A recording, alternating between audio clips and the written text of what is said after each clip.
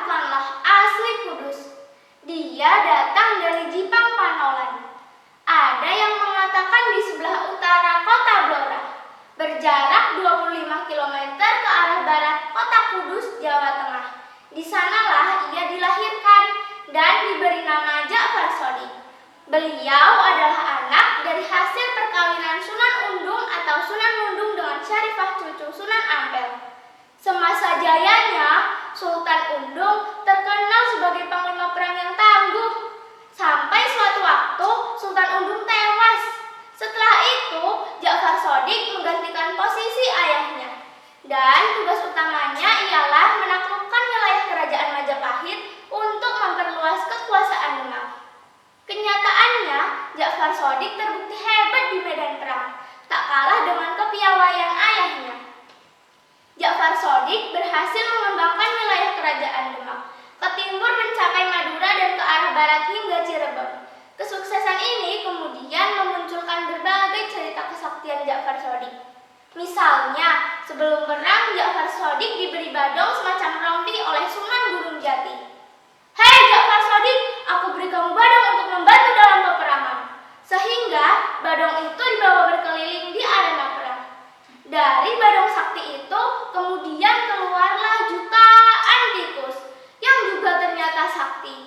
Kalau dipukul, tikus itu bukannya mati, malah makin mengamuk sejadi-jadinya. Pasukan Majapahit pun ketakutan lari tunggang-langgang. Dia juga punya sebuah peti yang bisa mengeluarkan jutaan tawon. Banyak prajurit Majapahit yang tewas di Sengatawon. Yang pasti, pemimpin pasukan Majapahit, Adipati Terung, menyerah kepada pasukan Ja'far Shodiq. Usai perang, Ja'far Shodiq menikahi putri Adipati Terung, yang kemudian dikaruniai 8 anak. Sedangkan dari istri yang lain, Ja'far Shodiq mempunyai 1 orang anak. Sukses mengalahkan Majapahit membuat posisi Ja'far Shodiq semakin kukuh. Dan dia mendapatkan tugas lanjutan untuk mengalahkan Adipati Handayaningrat yang berniat makar terhadap kerajaan Demak.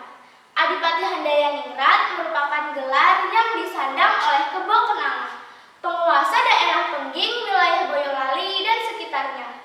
Kebo Kenanga berniat mendirikan negara sendiri bersama Ki Ageng Tingkir. Pasangan ini merupakan pengikut Syekh Siti Jenar, seorang guru yang mengajar hidup model sufi. Kebo Kenanga dan Tingkir digambarkan sebagai saudara seperjuangan yang saling menyayangi bagaikan saudara kandung.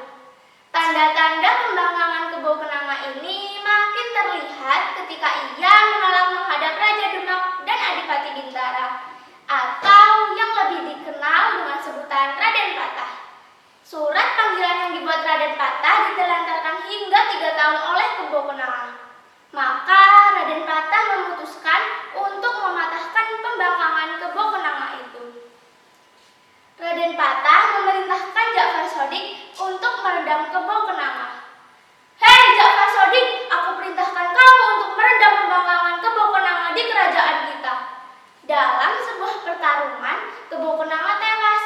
Namun, kehebatan Ja'far Shodiq lama-kelamaan surut hingga menjelang perpindahannya ke Kudus. Ja'far Shodiq tidak lagi menjadi panglima perang, melainkan menjadi penghulu masjid di Demak. Teman-teman, demikianlah kisah Sunan Kudus sehingga kita dapat mengambil pelajaran bahwa sebagai seorang pemimpin harus arif, bijaksana,